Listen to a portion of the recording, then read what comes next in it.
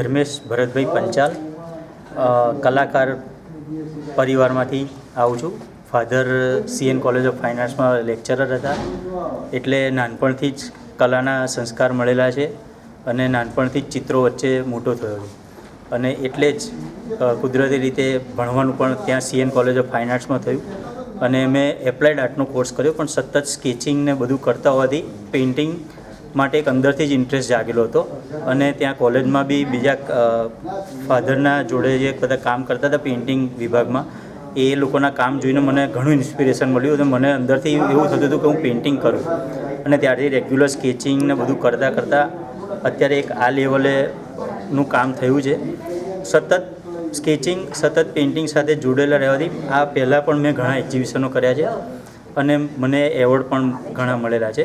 Bombay art society, Lalit કલા અકાદમી અને Bombay art society બધા. આ સિવાય ફોટોગ્રાફી પણ કરું છું અને ફોટોગ્રાફી મારે પેઇન્ટિંગના રેફરન્સ માટે કરતો હોઉં છું, એટલે એમાંથી બી ઘણા પેઇન્ટિંગને બધું નીકળે છે.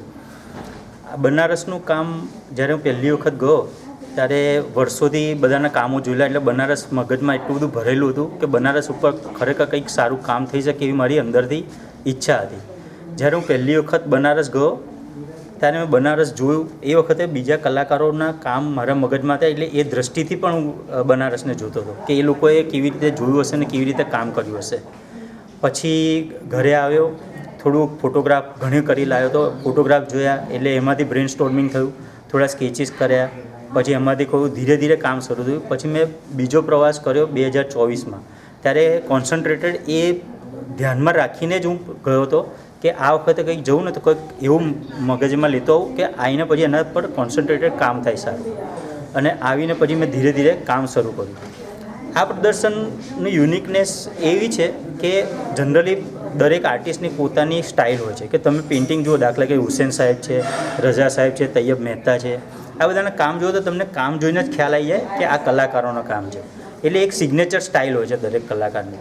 પણ બનારસ સબ્જેક્ટ એવો હતો એટલે મને એમ થયું કે બનારસમાં આટલી વિવિધતા છે ને તો મારા કામમાં પણ એ વિવિધતા લાવું. એટલે મેં અહીંયા જે બધા કામો ડિસ્પ્લે થયેલા છે ને એમાં તમને કામના મીડિયમમાં વેરિએશન બહુ દેખાશે. મેં બનારસમાંથી હું ખસ્યો નથી, સબ્જેક્ટથી ખસ્યો નથી, પણ મીડિયમમાંથી મેં ઘણા બધા વેરિએશન લીધા છે અને મીડિયમના ઘણા બધા એક્સપેરિમેન્ટ કરેલા છે.